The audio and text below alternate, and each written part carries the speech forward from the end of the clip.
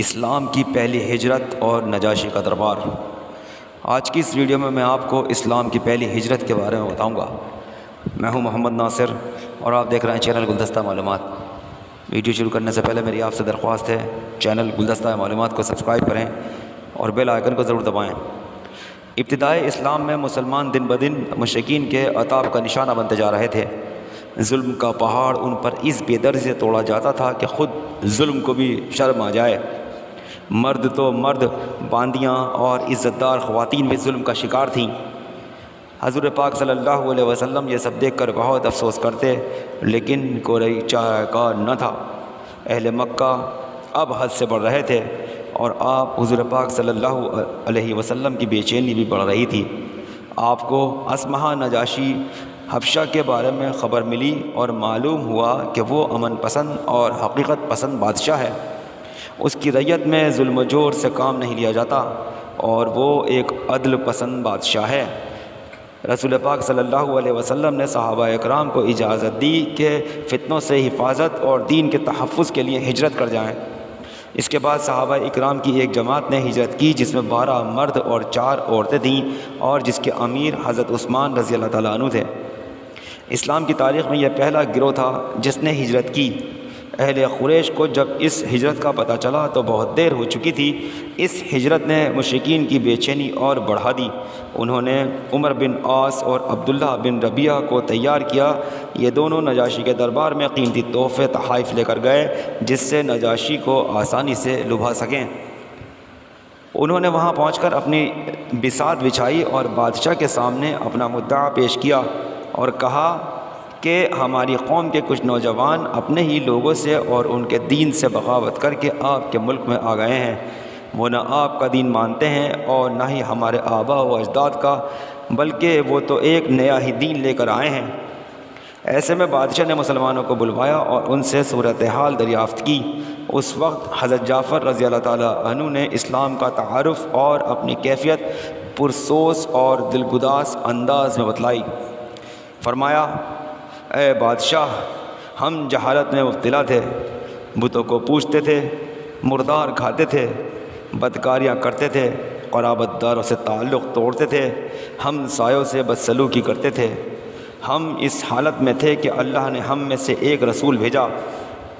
اس کی اعلیٰ نسبی، سچائی، امانت اور پاک دامنی ہمیں پہلے سے معلوم تھی۔ اس نے ہمیں اللہ کی طرف بلایا اور سمجھایا کہ ہم نہ صرف ایک اللہ کو مانیں اور اس کی عبادت کریں اور اس کے سوا جن پتھروں اور بتوں کو ہمارے باپ دادا پوجتے تھے انہیں چھوڑ دیں۔ اس نے ہمیں سچ بولنے، امانت ادا کرنے، رشتوں کو جوڑنے، پڑوسی سے اچھا سلوک کرنے اور حرام کاری و خون ریزی سے باز رہنے کا حکم دیا اور خواہش میں ملوث ہونے، جھوٹ بولنے، یتیم کا مال کھانے اور پاک دامن عورتوں پر جھوٹی تہمت لگانے سے منع کیا۔ اس نے ہمیں یہ بھی حکم دیا کہ ہم صرف اللہ کی عبادت کریں، اس کے ساتھ کسی کو شریک نہ کریں۔ اس نے ہمیں نماز، روزہ اور زکوٰۃ کا حکم دیا۔ اس طرح حضرت جعفر رضی اللہ تعالیٰ عنہ نے اسلام کی اور خوبیاں گنوائیں اور پھر کہا، ہم نے اس پیغمبر کو سچا مانا، اس پر ایمان لائے اور اس کے لائے ہوئے دین خداوندی میں اس کی پیروی کی۔ چنانچہ ہم نے صرف اللہ کی عبادت کی، اس کے ساتھ کسی کو شریک نہیں کیا، اور جن باتوں کو پیغمبر نے حرام بتایا انہیں حرام مانا اور جن کو حلال بتایا انہیں حلال مانا۔ اس پر ہماری قوم ہم سے بگڑ گئی۔ اس نے ہم پر ظلم و ستم کیا اور ہمیں ہمارے دین سے پھیرنے کے لیے فتنوں اور سزاؤں سے دوچار کیا تاکہ ہم اللہ کی ہی عبادت چھوڑ کر پھر سے بت پرستی کی طرف لوٹ جائیں۔ جب انہوں نے ہم پر ظلم و ستم کیا اور زمین ہم پر تنگ کر دی تو ہم نے آپ کے ملک کی راہ لی اور آپ کی پناہ میں رہنا پسند کیا اور یہ امید کی کہ اے بادشاہ آپ کے پاس ہم پر ظلم نہ کیا جائے گا۔ اس کے بعد حضرت جعفر رضی اللہ تعالیٰ عنہ نے سورہ مریم کی ابتدائی آیات بڑے تأثر کے ساتھ سنائیں۔ پورا مجموعہ متاثر تھا، خود نجاشی روتا تھا، روتے روتے اس کی داڑھی تر ہو گئی تھی۔ نجاشی بے ساختہ بول اٹھا کہ یہ وہی کلام ہے جسے حضرت عیسیٰ علیہ السلام لے کر آئے تھے۔ قریش کے قاصد یہ دیکھ کر گھبرائے اور انہیں محسوس ہونے لگا کہ معاملہ ہاتھ سے نکل رہا ہے۔ چونکہ نجاشی عیسیٰ علیہ السلام کا ماننے والا تھا، اس لیے انہوں نے غور و خوض کے بعد یہ اعتراض نکالا کہ مسلمان حضرت عیسیٰ علیہ السلام کے بارے میں بھی بڑی غلط باتیں کہتے ہیں، ان کا وہ عقیدہ نہیں جو آپ کا ہے۔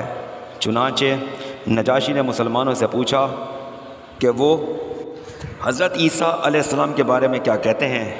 یہ مرحلہ بہت ہی نازک تھا، اس سوال پر سب کی نگاہیں ٹکی ہوئی تھیں۔ حضرت جعفر رضی اللہ تعالیٰ عنہ نے فرمایا، ہم عیسیٰ علیہ السلام کے بارے میں وہی کہتے ہیں جو ہمارے نبی لے کر آئے ہیں، یعنی حضرت عیسیٰ علیہ السلام اللہ کے بندے، اس کے رسول، اس کی روح اور وہ کلمہ ہیں جسے اللہ تعالیٰ نے کنواری پاک دامن حضرت مریم علیہ السلام کی طرف القا کیا تھا۔ اس جواب پر نجاشی نے زمین سے ایک تنکا اٹھایا اور بولا، خدا کی قسم، جو کچھ بھی تم نے کہا ہے حضرت عیسیٰ علیہ السلام اس تنکے کے برابر بھی بڑھ کر نہ تھے۔ اس کے بعد نجاشی نے مسلمانوں سے کہا، جاؤ، میری حکومت میں تم امن و امان سے رہو، جو تمہیں گالیاں دے گا اس پر تاوان لگایا جائے گا۔ مجھے گوارا نہیں کہ تم میں سے کسی آدمی کو ستاؤں اور اس کے بدلے مجھے سونے کا پہاڑ مل جائے۔ پھر نجاشی نے اپنے درباریوں کو متوجہ کر کے کہا، ان دونوں کو ان کے ہدیے واپس کر دو، مجھے ان کی کوئی ضرورت نہیں۔ خدا کی قسم، اللہ تعالیٰ نے مجھے میرا ملک واپس دیا تو مجھ سے کوئی رشوت نہ لی تھی، تو میں اس کے راستے میں رشوت کیوں لوں؟ اللہ تبارک و تعالیٰ نے اس طرح مسلمانوں کو امن فراہم کیا، اور ایک طویل آزمائش کے بعد مسلمانوں کی اس جماعت نے چین کی سانس لی اور قریش کے قاصد خالی ہاتھ لوٹ آئے۔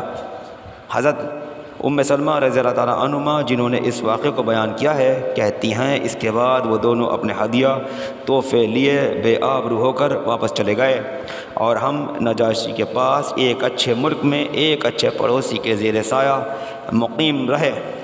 یہی وجہ ہے کہ حضور پاک صلی اللہ علیہ وسلم نے ہمیشہ نجاشی کی قدر کی، حتیٰ کہ اس کی وفات پر غائبانہ نماز جنازہ پڑھائی۔ ابن سعد کا بیان ہے کہ نجاشی اس وقت ایمان لایا جب رسول پاک صلی اللہ علیہ وسلم نے انہیں خط لکھ کر اسلام کی دعوت دی۔